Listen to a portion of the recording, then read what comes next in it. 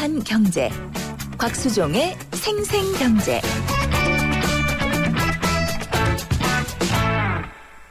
요즘 YTN 생생경제 라디오 게시판을 보니까 웹사이트에 많은 청취자분들께서 증시, 환율에 대해서 관심을 많이 가지시고 질문을 하고 계십니다.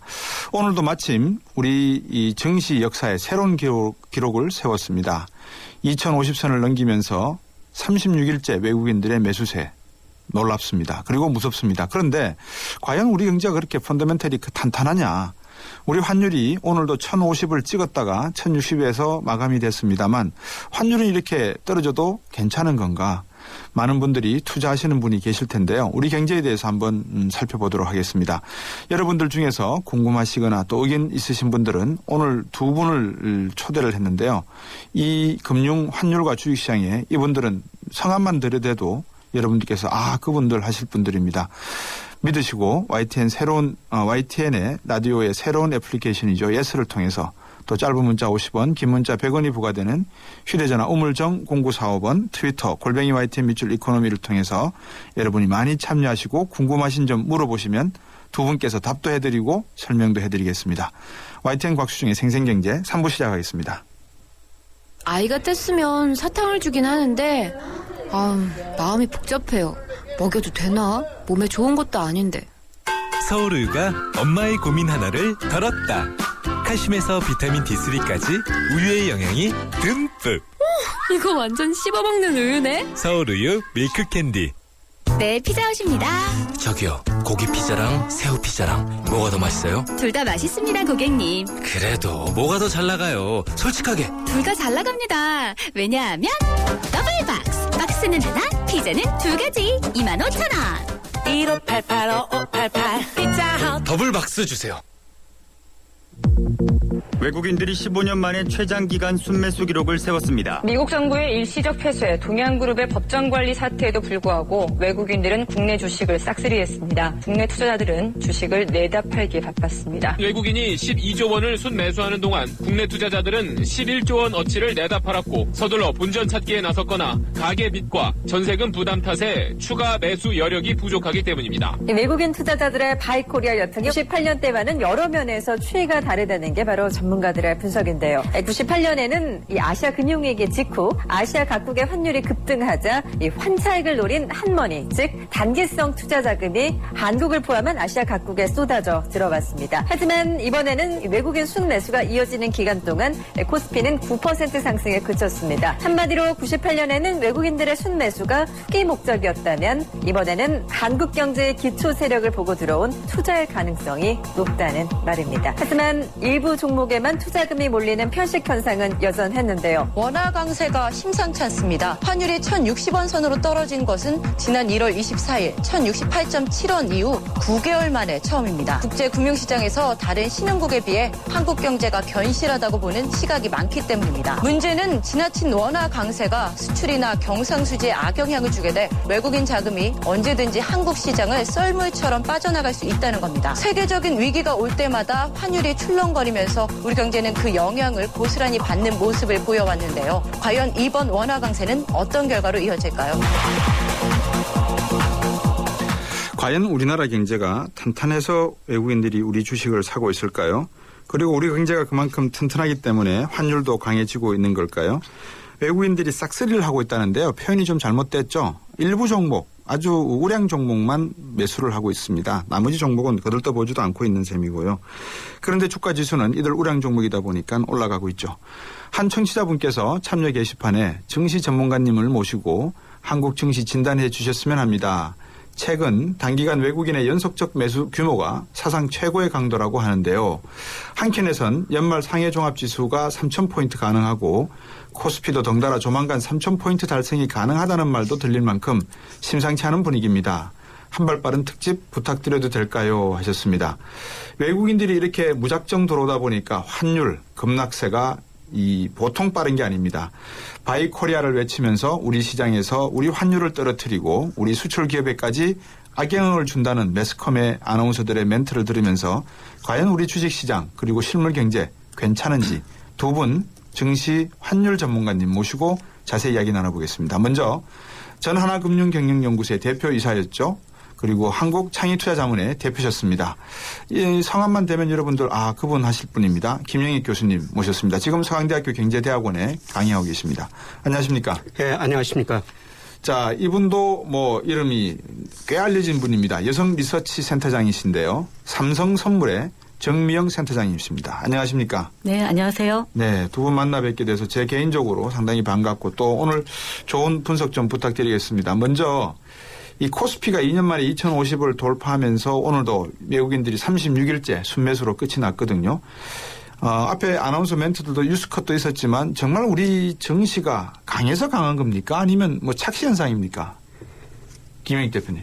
뭐 경제 여건도 어느 정도 괜찮기는 괜찮습니다. 네. 예를 들어 우리나라가 선행지수는 올라가는데 네. 뭐 중국, 인도 선행지수는 떨어지고요. 네. 그다음에 일부에서 많이 평가하는 것처럼 우리나라 경상수지 흑자가 많이 나오고 있습니다. 예. 그래서 다른 나라하고 좀 차이가 난다. 그런데 예. 제가 생각하는 가장 중요한 것은 우리나라 주가가 올해 덜 올랐기 때문에 외국인이 더 사지 않느냐. 예. 올해 세계 평균 주가가 약 9% 정도 올랐거든요. 예. 예를 들어 가지고 S&P 500 미국을 대표하는 지수죠. 예. 이게 한 22% 올랐고 예. 일본 주가는 40% 올랐어요. 네. 그리고 대만 주가는 한 9% 정도 올랐는데 예. 우리나라 주가는 오늘까지 작년 말에 비해서 2.8% 올랐습니다. 그래서 평균보다 세계 평균보다 훨씬 더 못 올랐기 때문에 예. 아마 외국인들이 연말 다가오면서 한국 주가가 그렇게 좀 못 올랐구나. 그래서 한국 주식을 좀 사야 되겠구나. 뭐 그런 측면도 있지 않나 생각됩니다. 못 오르면 사줘야 되는 건가요? 올려줘야 되는 건가요? 반드시 그렇지는 않지 않습니까? 그죠? 그러니까는 평균 한 9%는 다 올랐는데 아시아 네. 주식이 한국만 한 3%밖에 못 올랐다. 그러니까 얘들한테 한 6%포인트 더 가능성이 있으니까 투자하자. 이 차익거래 투자를 하기 위한 것인지 아니면 이게 세계적인 추세가 한쪽 경제가 이렇게 상대적으로 약하게 투자가 되었으면 이거를 끌어올려서 평균에 맞추는 그런 힘이 필요한 건지 어떤 겁니까? 네, 거기다가 이제 최근에 달러가 약세를 보였지 않습니까? 예. 최근에 달러가 약세를 보이니까 원자재 가격이 약간 상승했었어요. 예. 근데 과거에 달러 약세 보이고 원자재 가격이 상승했을 때 예. 미국 주가보다는 이머징 마켓 주가가 올랐고 예. 이머징 마켓 주가보다는 한국 주가가 더 많이 올랐거든요. 예. 그래서 9월 이후 미국이 이거 출구 전략을 연기한다.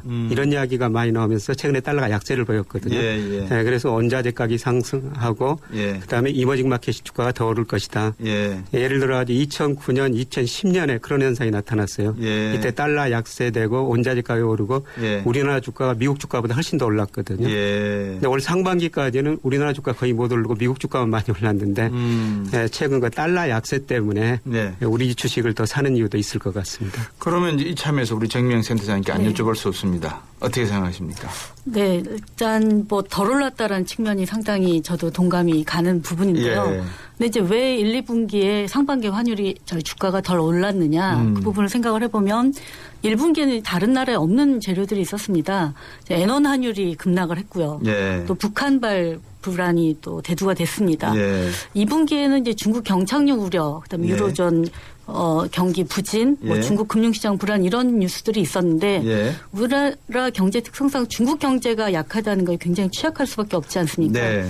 그러다 보니까 1, 2분기에는 다른 주가를 전혀 못 따라가는 그런 양상이 벌어졌다면 예. 3분기에 들어와서 그동안에 악재로 작용했던 부분들이 상당히 해소된 걸로 시장에서 해석을 하지 않았느냐. 예. 즉 엔원 환율이 많이 빠졌습니다마는 실제로 그 기업들의 수익 흐름이나 수출 실적을 보면 생각보다는 타격이 적었다. 이런 부분을 좀 확인했던 측면이 있는 것 같고요. 네. 그것보다 더 큰 재료는 중국 경기 경착륙 우려가 상당히 누그러졌던 거. 또 유로존 경기도 플러스 성장을 기록을 했던 이런 부분들이 원화를 좀 상대적으로 약세를 이끌었던 재료를 해소해줬던 그런 재료인 것 같고요. 예. 여기에다가 방금 말씀하셨습니다마는 경상수지 흑자가 네. 그야말로 예상을 상상을 초월하는 규모로 많이 흑자가 발생을 하다 보니까 네. 이로 인한 환율이 절상될 거라는 기대. 뭐 그다음에 그러다 보니까 또 미국의 양적 완화 축소 때문에 신흥국이 3분기에 굉장히 2, 3분기에 그냥 불안한 모습을 보였는데 네. 그런 상황에서 한국이 상대적으로 안전한 좀 투자처로서 이렇게 부각된 이런 부분들이 좀 결합된 결과가 아닌가 네. 해석을 하고 있습니다. 우리 환율이 달러에 1170원 정도 유지를 했었고, 그죠? 1180원, 70원. 그 다음에 원에는 어느 정도 유지를 했었습니까? 우리가 보통. 한 1040원, 50원. 작년까지만 해도 N1 환율은 예. 1,400원 이상에서 움직였었습니다. 예. 1,400원이 깨지면서 올 초에 1,100원마저 깨는 예. 1,070원까지 그야말로 급전직하를 했었죠. 그럼에도 네, 불구하고 우리 수출이 보통 한 130억 정도 예상을 했는데 흑자 폭이 네. 지금 500억 달러를 넘어갈 거다. 이렇게 보는 겁니까? 수출은 한 400억 달러 이상 날 예. 것 같고요. 예. 400억에서 500억 정도 날 예. 것 같고요.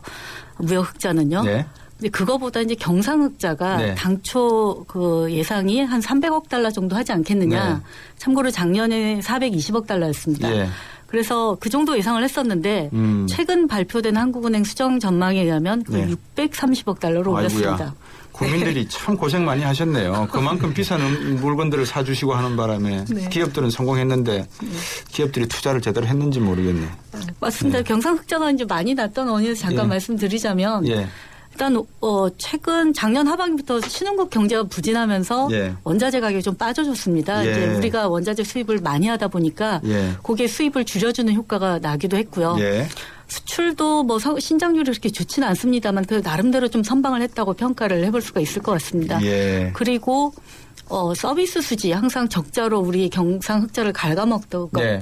서비스 수지가 작년에 이어서 지금 연속 2년 흑자 기조가 확실시 되고 있습니다. 중국, 일본 관광객 때문에 그렇습니까? 아니면 네. 외국 자본의 유입 때문에 그렇습니까? 서비스 수지는 일단 여행 수지 적자가 줄어든 것, 특히 그렇죠. 중국 쪽 들어온 것도 네. 상당히 영향이 있고요. 그거보다 더 큰 거는 사실은 해외 건설 수주입니다. 예. 그 수주가 급증을 지난 한 7, 8년 동안 매년 500억 달러 이상씩 수주를 하고 있는데 그게 경상수지 속에 건설 서비스 수지로 들어갑니다. 그렇죠. 네. 참고로 청취자 여러분들께 건설 산업이 제조업이 아니고요. 서비스 산업으로 분류가 되어 있다는 거 말씀을 드리고요.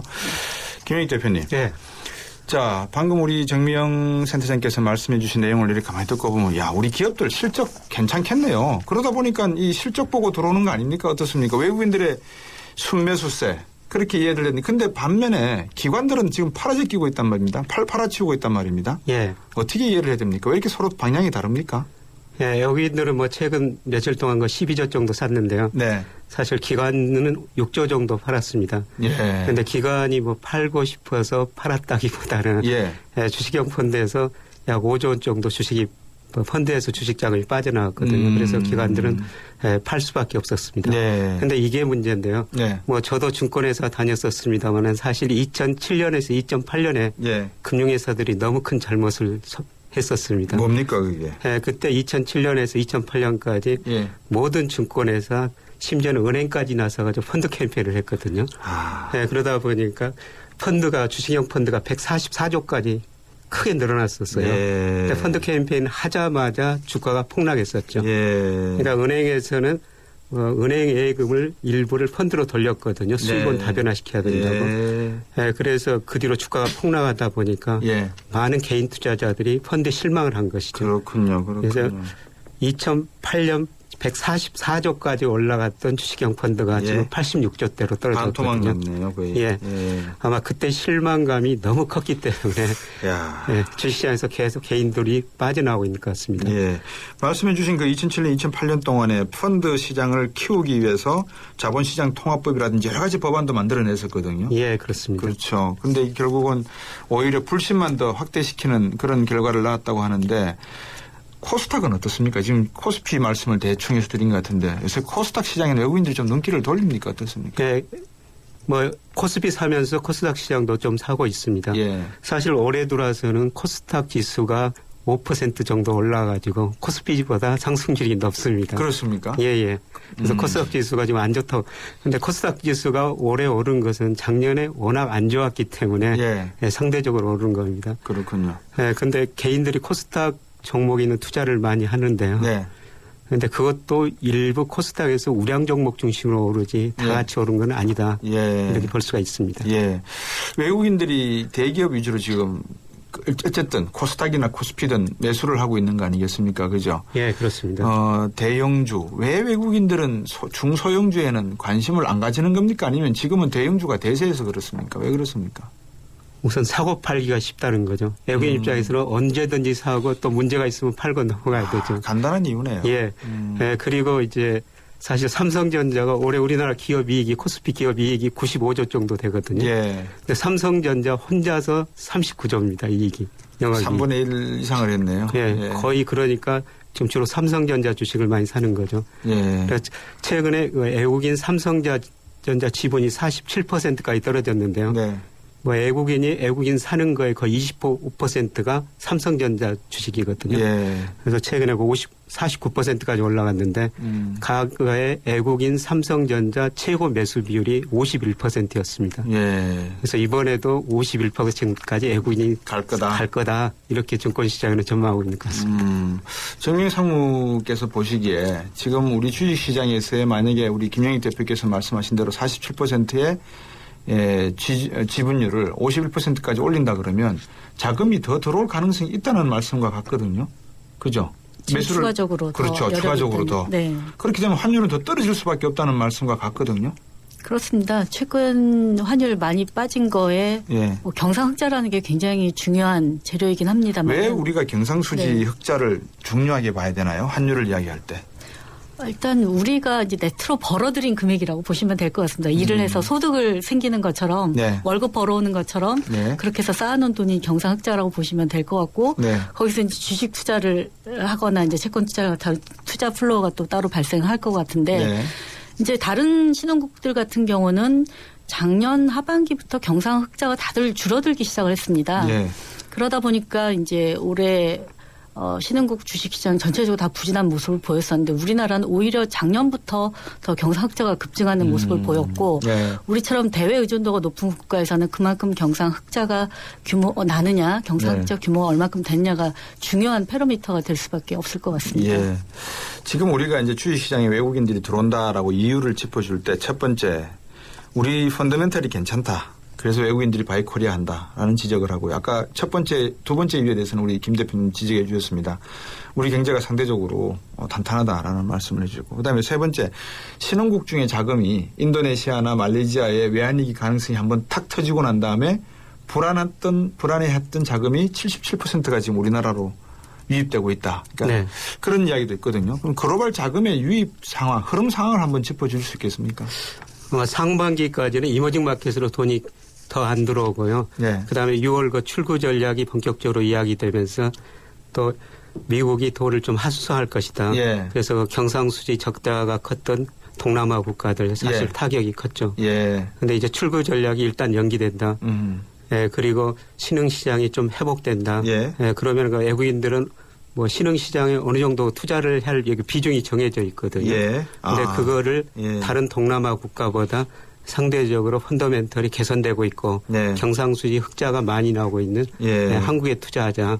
예, 그래서 아시아에 투자된 금액 중 8월 이후로 77%가 지금 우리나라로 들어온 겁니다. 예. 비중이 정해져 있다는 말씀을 제가 캐치를 딱 했는데 예.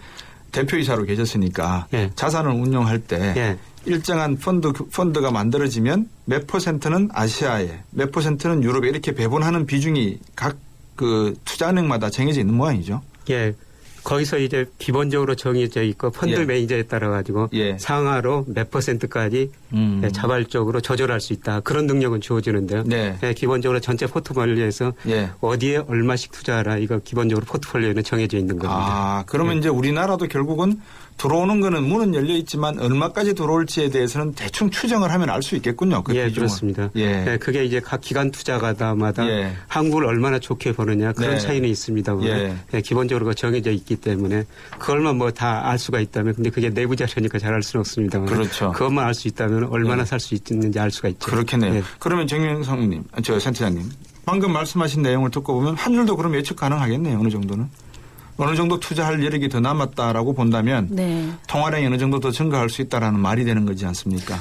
네, 뭐 아무래도 이제 환율을 움직이는 수급적인 변수에 그런 투자 자금이라는 예. 것도 비중이 크겠지만 외환시장 자체적으로 환율에 대한 배팅의 포지션도 좀 상당합니다. 네. 그렇기 때문에 이제 그 두 부분을 같이 봐야 되는데요. 아무래도 주식 자금의 흐름이라는 게 환율의 방향성에 상당히 중요한 영향을 미치는 건 맞습니다. 네. 그런데 이제 그 작년 하반기부터의 흐름을 보면은 예. 그동안 원화는 어떤 대외적인 그 금융시장 리스크가 커질 때마다 예. 가장 또 빠르게 올라가는 통화였습니다. 금융위기 예. 때도 그랬고 금융위기 이후에도 예. 워낙 강세 시장에서 이렇게 얘기를 했는데 어느 순간 보면은 뭐 100원, 200원씩 올라와 있고 뭐 예. 이런 현상이 계속 반복되고 있었습니다. 예. 즉 글로벌 시장의 어떤 다이내믹을 가장 그야말로 다이내믹하게 반영하는 통화가 네. 원화였습니다. 근데 그 다이내믹이 작년 하반기부터 예. 바뀌기 시작을 했습니다. 예. 그래서 특히 작년 9월에 이제 FOMC가 3차 양적 완화를 했을 때 네. 사실 신흥국 통화들은 별로 강세로 안 갔습니다. 예. 달러도 별로 빠지지 않았습니다. 예. 근데 그 기간 동안에 이제 원화가 본격적으로 절상이 되기 시작을 했고요. 올해 들어와서도 소위 양적 완화 축소 얘기가 나온 이후로 신흥국 통화들이 뭐 환율이 폭등을 하고 할 때 원화는 잠깐 오르는 듯 안정적이었죠. 하다가 예. 오히려 더 쭉 빠져버렸거든요. 그래서 그렇군요. 외환 시장에서 보면은 과거 이제 같은 신흥국의 위험을 가장 한국에 반영하는 그런 통화였다면 네. 최근에는 신흥국과 좀 상당히 흐름이 달라지는 모습이 작년 디레버리지된. 하반기부터 예, 뚜렷하다고 말씀드리겠습니다. 예. 디커플링. 죄송합니다. 예. 예, 한일 계속 말씀하셨습니다만 예. 아까 경상수지 올 한국은행을 비롯한 연초 주요 연구기관들이 예. 올해 경상수지 흑자가 한 300억 달러 난다고 그랬거든요. 예. 근데 8월까지 420억 달러 좀 넘었죠. 연간은 이제 630억 달러 난다 네. 이렇게 전망했는데요. 그렇군요. 근데 경상수지가 왜 그렇게 흑자가 나느냐. 예. 그거는 국내 소비 투자가 그만큼 안 된다는 그런 측면도 있고요. 예. 다른 측면에서는 우리나라 환율이 그동안 너무 높지 않았느냐. 예. 그래서 환율이 높으니까 지금 경상수지 흑자가 난다. 그렇죠. 예, 그래서 앞으로 환율이 떨어질 것이다. 또 외국인이 주식을 사는 이유가 아닌가 그렇게 생각됩니다. 잠시 광고 듣고 와서 정리해드리겠습니다. 잠은 인생의 사치라던 에디슨. 하지만 그의 열정을 지켜준 것도 깊은 잠이었습니다. 짧게 자도 깊고 편안하게. 시대의 리더와 함께한 시몬스. 당신의 인생과 함께합니다. 흔들리지 않는 편안함. 시몬스. 골든타임이 시작된다. 노후 준비와 골드바의 행운을 동시에 해피에이지 100 이벤트. 세제 혜택은 물론 연령 제한 없는 현대에이블 신연금 저축펀드에 가입하고 상품권과 골드바의 행운을 잡아라. 12월 31일까지 홈페이지 참조. 에이버 현대증권. 투자 손실에 유의하세요. 네, 우리 시장이 사실 펀더멘털이 강하다고 하네요. 그리고 또 이 저평가되어 있기 때문에 오를 수밖에 없다는 점. 이 펀더멘털이 강하다고 하는 것은 경상수지 흑자가 600억 달러 넘게 날 거라는 것이죠. 문제는 그런데 우리 김영익 대표께서 마지막에 지적해 주셨습니다. 환율이 사실상 너무 높았다. 그리고 우리 정미영 센터장도 환율이 변하는 것이 과거에는 상당히 외부 환경에 민감하게 변했는데 요즘 들어서는 마치 홀로 독야청청하는 것처럼 그런 모습을 보이고 있는 우리나라 원화 환율인 것 같다라는 말씀이었습니다. 4부에서 본격적으로 과연 지금까지 나눈 이야기가 사실에 근거한 건지 좀 더 자세히 알아보겠습니다. 초등학교 선생님이 학생들에게 물었습니다. 얼음이 녹으면 뭐가 될까요? 모두들 하나같이 물이 됩니다 라고 대답했습니다. 당연한 정답이죠. 하지만 유독 한 어린이만이 얼음이 녹으면 봄이 됩니다 라고 다른 대답을 했습니다. 창의적인 교육이란 이런 것이 아닐까요? 정답 찾기 교육에 길들여진 우리 교육의 자화상. 더 늦기 전에 자유로운 사고를 통해 스스로 생각의 힘을 키우는 창의지성 교육이 필요합니다. 이 캠페인은 경기도 교육청이 함께합니다. 행복한 경기 교육. 살아있는 뉴스 깨어있는 방송 한국의 뉴스 채널 YTN 뉴스 FM.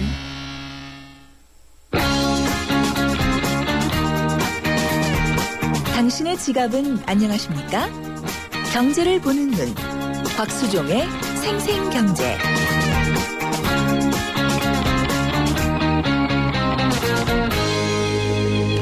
곽수종의 생생경제에서 여러분들 의견과 참여를 적극적으로 권장합니다. 의견 있으시면요. 서울전화 02-771-0945 또 YTN 휴대전화 우물정 0945로 하셔도 되고요.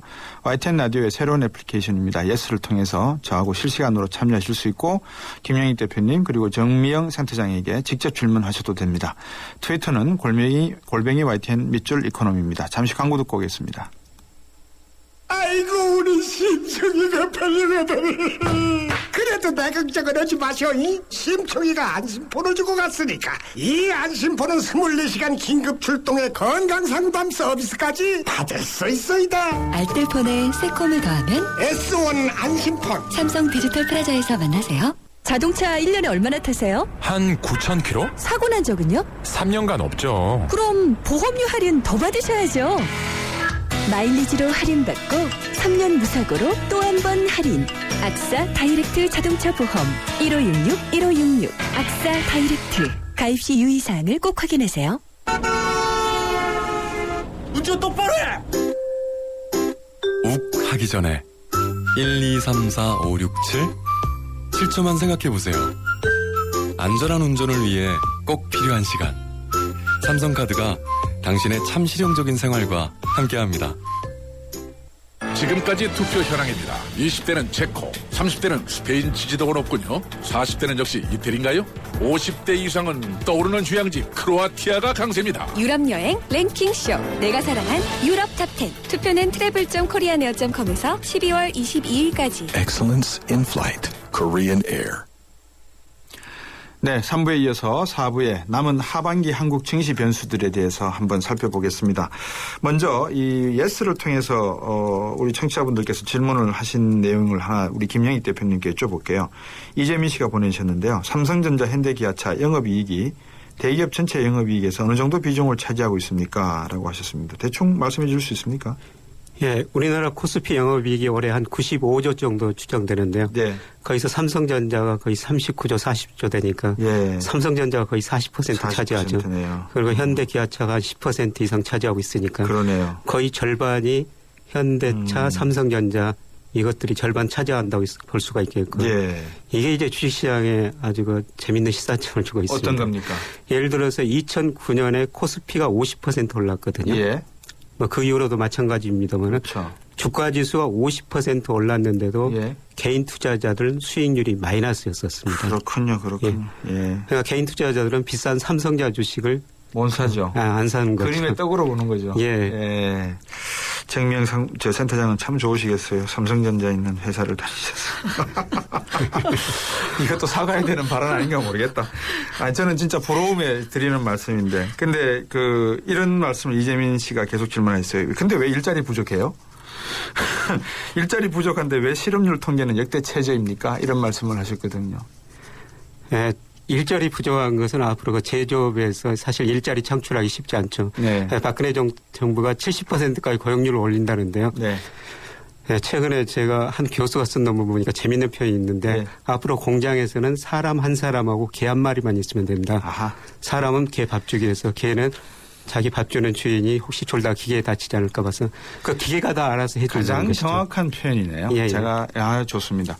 정유영 센터장님, 우리나라에서 환율을 트레이딩하는 기관들이 어떤 기관들입니까? 거래하는 기관. 네, 일단 외국한 은행, 일반 예. 은행하고 예. 일부 증권사 정도로 보시면 될 것 같고요. 예. 트레이딩 주체로는 이제 거기에 외국인이 더해질 겁니다. 네. 근데 이제 외환 시장이 단순히 트레이딩하는 사람만으로 이루어진 시장이 아니라 예. 환전을 하거나 네. 환해지를 하거나 네. 이제 이런 주체들이 포함이 되는 거죠. 예. 거기에 가장 중요한 게 이제 바로 기업들입니다. 아. 수출입 기업들. 예. 그다음 외국인들도 주식 자금, 채권 자금 사고 팔고 하면서 자금이 들어오고 나가는 거. 네. 그런 주체들이 어떤 수급에 관련된 주체라고 볼 수 있습니다. 내년 전망을 하기 전에 간단하게 제가 여쭐게요. 지금 기업 하시는 분들이 가장 궁금한 게 N1 환율이 어떻게 될 거냐. 이게 왜냐 그러면 지금 아베노믹스가 엔화 풀겠다는 거 아닙니까? 그럼 우리 원화가 더욱더 강세된다는 건데 지금 N 차관 빌려온 거 있으면 갚는 게 낫냐. 어떻게 하는 게 좋겠냐는 많이 물으시거든요. 어떻게 해야 됩니까? 네. 작년 말부터 상당히 그 질문을 많이 받았습니다. 예. 또 엔화 대출을 많이 받으셔서 예. 사실은 그 엔화 대출이 최근에 받은 대출이라기보다도 금융위기 전에 받은 대출을 계속 연장을 해서 갖고 계신 분들이 상당히 많으시더라고요. 예.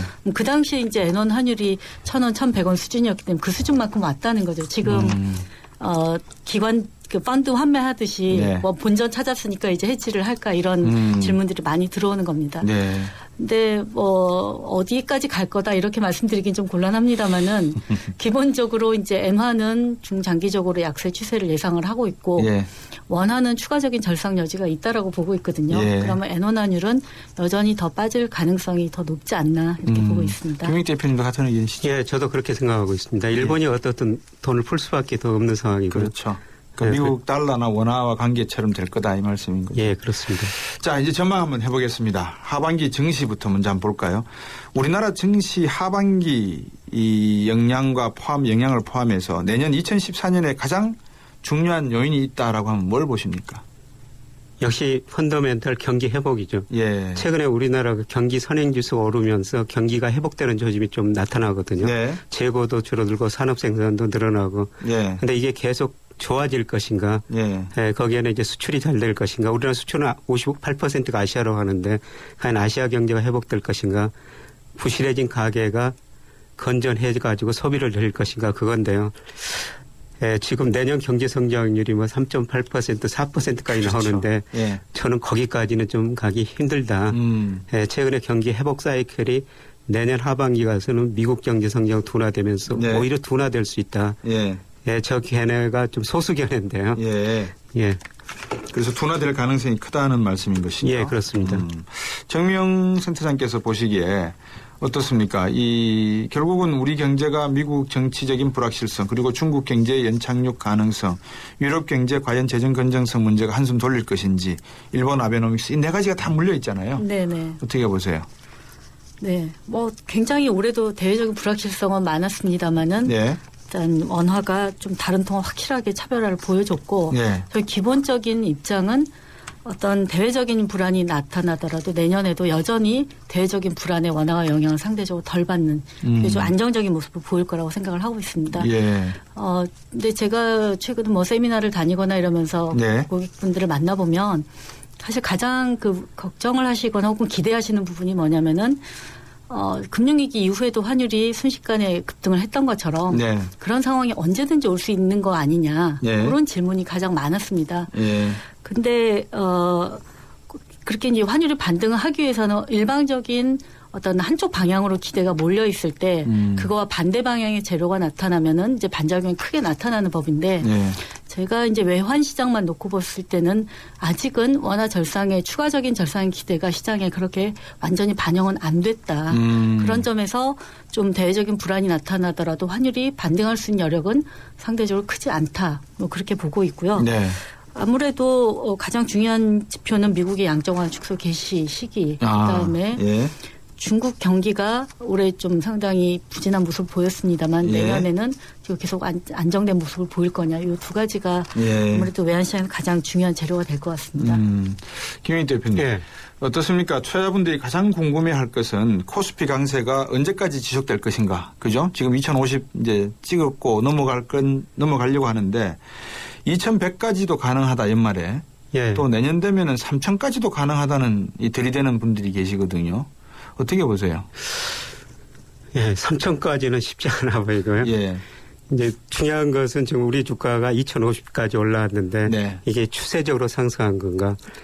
지난 2010년에 2230까지 올라갔거든요. 예. 그것이 우리나라 주가의 고점인데 예. 뭐 거기까지 뚫고 올라갈 것인가 아니면 다시 꺾일 것인가 예. 그게 문제인데요. 예. 지금 제가 생각하는 우리나라 펀더멘털을 생각해 볼 때는 2230 뚫고 올라가기는 힘들다. 그다음에 시기적으로도 뭐 지금 왔다 갔다 하면서 조정은 보이겠지만 내년 뭐 초까지는 뭐 저는 괜찮을 거라고 보고 있는데요. 네. 근데 내년 2분기, 3분기 가면서 펀더멘털이 뒷받침해 줄 것인가 경기가 계속 회복될 것인가 기업이익이 늘어날 것인가 예. 특히 삼성전자가 내년에도 올해처럼 기억을 많이 낼 것인가 예. 뭐 그런 걸 보면은 뭐 주가가 2230 뚫고 올라가기는 상당히 힘들어 보이는 상황이 아닌가 그렇게 내다보고 있습니다. 만약에 그 말씀이 사실이라 그러면 그 말씀에는 두 가지 뜻이 포함되어 있습니다. 지금 상황이 일종의 버블과 비슷한 상황이라고도 이야기할 수가 있다. 그다음에 이게 갑자기 꺼졌을 경우에는 상당히 환율 시장에 충격이 올 수도 있다. 그만큼 외국인들이 먹튀할 가능성도 있다는 말이 되기 때문에요. 이 부분에 대해서는 어떻게 봐야 됩니까? 이제 우리나라 주가가 과연 고평가됐느냐 저평가됐느냐 그렇죠. 그런데요. 예. PER이라고 있죠. 예. 주가가 수익에 비해서 얼마나 올랐는가. 이게 높으면 주가가 많이 올랐다는 건데요. 네. 우리나라 과거 평균이 한 9배 정도 됐어요. 예. 지금 한 거의 10배 정도 가깝게 됐습니다. 그러나 평균보다는 조금 위에 있는 상황이다. 그다음에 자산 가치에 비해서 주가가 얼마나 올랐는가 그걸 PBR이라고 그러는데요. 그게 0.8에서 과거에 1.2배 사이 움직였거든요. 네. 그런데 오늘 보니까 한 1.1배 정도 됩니다. 예, 그러니까 과거 평균보다는 조금 높은 수준이다. 예. 물론 가열된 상태는 전혀 아닙니다. 뭐 가열될 조짐은 있네요. 예. 그죠? 이게 이제 2200까지 가고 그러면은 예. 과거 기준으로 보면은 가열된 조짐인데요. 네. 뭐 새로운 경제 패러다임이 안 나타난다면은 네. 뭐 거기를 넘어서 크게 상승할 이유는 없는 것이죠. 이참에 하나 여쭤볼게요. 저 정미영 센터장님. 네. 1998년도 6월 달에 12월 선물한이 그 당시에 현물 가격이 원달러 현물 환율이 880원대일 때 1,800원으로 찍혀서 거래되고 있었거든요. 지금 선물한 거래를 보면 네. 우리 한 3개월물, 6개월물 앞으로 3개월 뒤, 6개월 뒤에 원달러 환율이 어떻게 바뀌고 있습니까? 그 부분에 대해서는 확실히 이제 구분을 해봐야 되는 게 있는데요. IMF 이전 네. 그 상황에서는 사실 우리나라 선물한 시장이 이제 개방이 안 됐었습니다. 그렇죠. 그래서 여기에 있었죠. 예, 역외 환율이 이제 현재 현물 환율보다 그렇게 1,800원까지는 이제 현물 환율 올라가면서 같이 올라갔던 것 같고 그 당시에도 어쨌든 국내 환율보다 한 100원 정도씩 막 이렇게 뛰는 상황이 벌어졌습니다. 그때는 NDF 환율이랑 즉 국내 환율이랑 완전히 별개의 시장이었습니다. 그렇기 때문에 NDF 환율을 보면서 우리가 따라갈 수밖에 없는 그런 상황이었다면 네. 저희가 2000년대 들어와서 이제 외환시장 개방이 다 됐기 때문에 네. 소위 NDF나 국내 선물한 시장이나 현물한 시장이 모두 다 완벽한 차익 거래가 됩니다. 네. 그렇기 때문에 지금은 그냥 미국과 우리나라의 금리 차이 기본적으로 그걸 반영을 하고 또 우리나라의 외화 유동성 여건 그런 것들 반영을 해서 굉장히 좀 이론가 수준에서 벗어나지 않고 있습니다. 네. 그래서 그게 방향성이 지금 그러니까 하락하는 쪽으로 가고 있는 셈이죠, 지금. 그러니까 1,050원대 방향으로, 그죠? 현물 환율에다가 지금 원화 이자율이 조금 더 높으니까 예. 한 그 정도만큼이 한 2% 정도 2% 정도 더 높다. 그렇게 한 달 연간으로 보면 2% 네. 정도 높다고 보시면 되겠습니다. 그렇군요. 네. 자, 그만큼 우리 그 선물한 시장에서 모습은 어쩌면 향후에 더 떨어질 가능성도 있다. 이렇게 이야기할 수가 있는데 계속해서 한번 증시에 대해서 여쭤볼게요.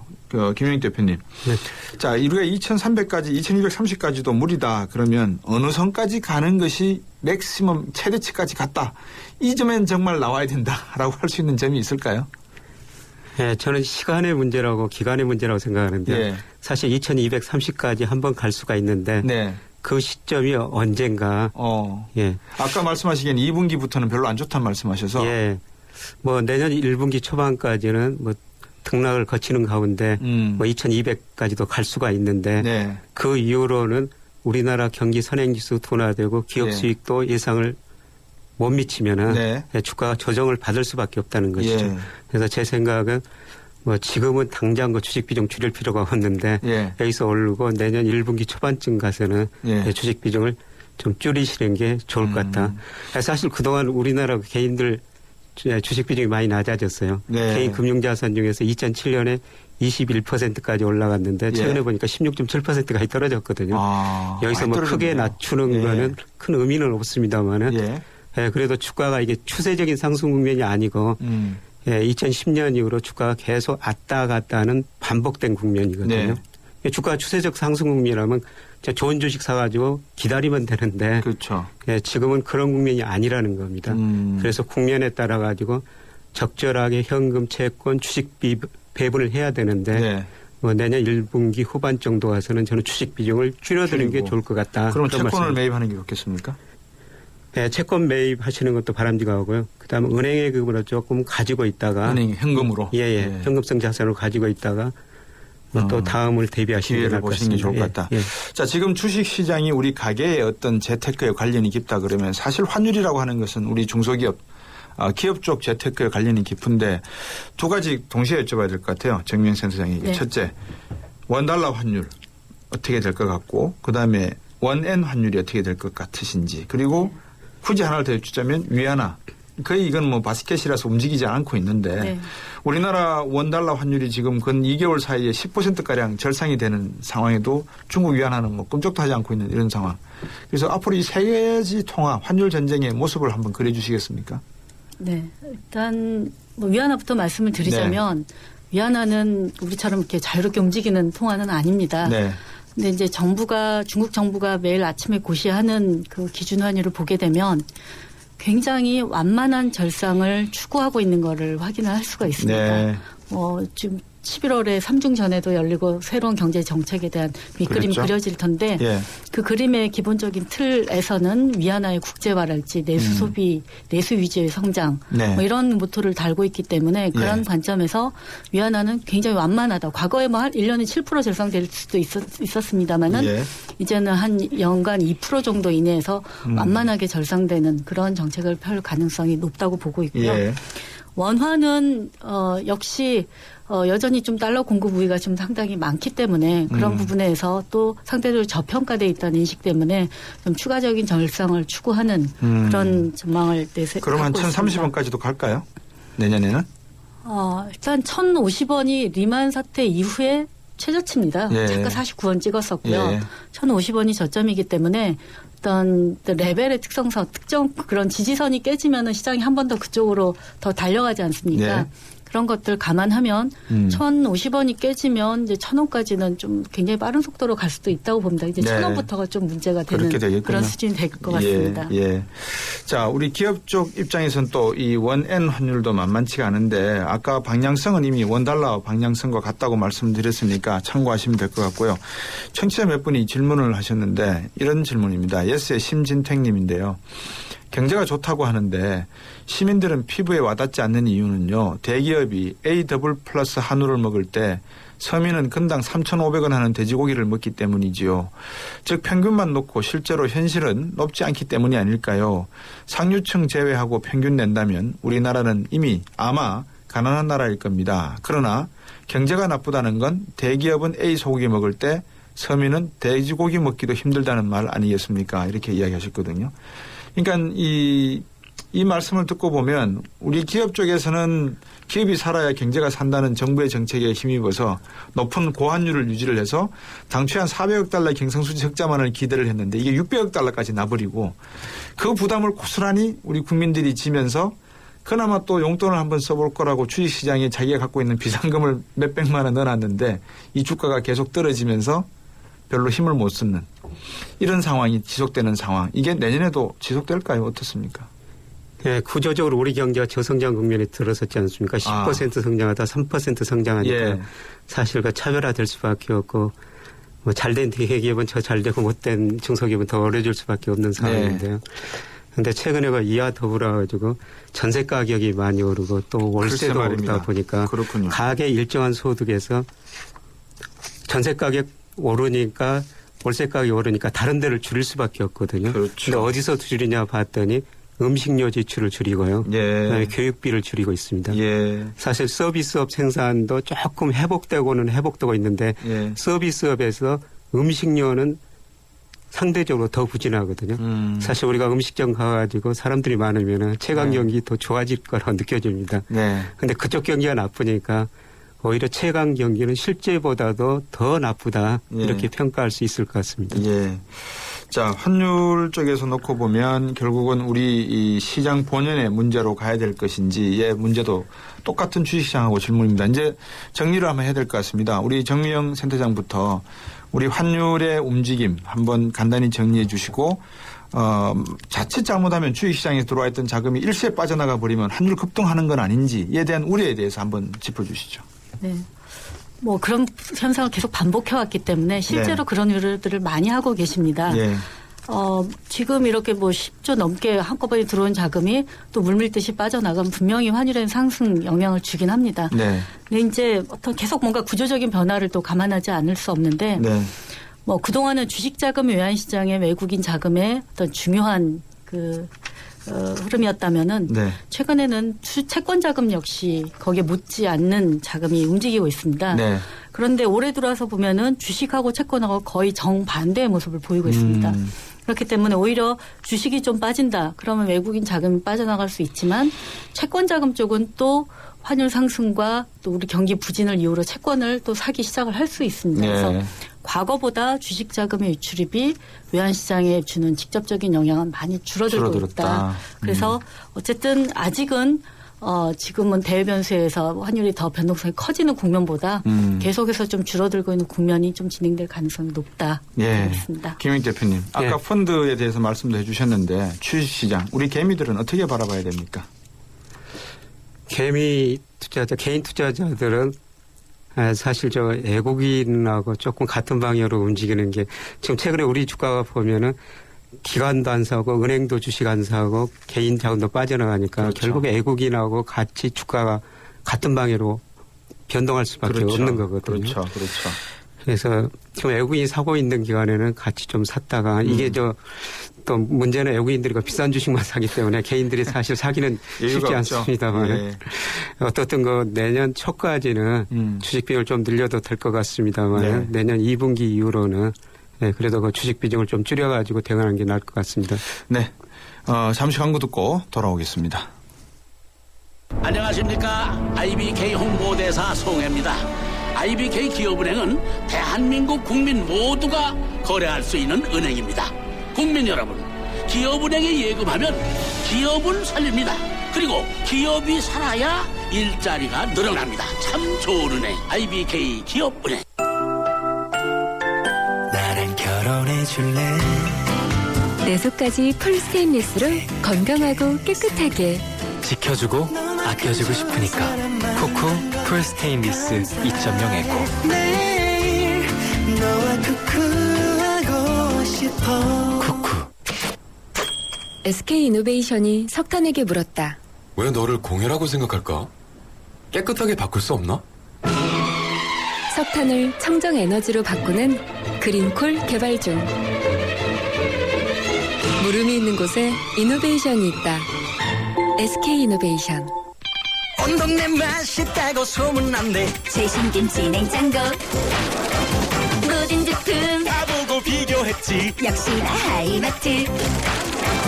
김치 냉장고 하이마트. 최신 김치 냉장고 잘 사려면 하이마트로 가요. LG G2는 왜 모든 버튼을 폰 뒤에 두었을까? 정답은 TV 광고에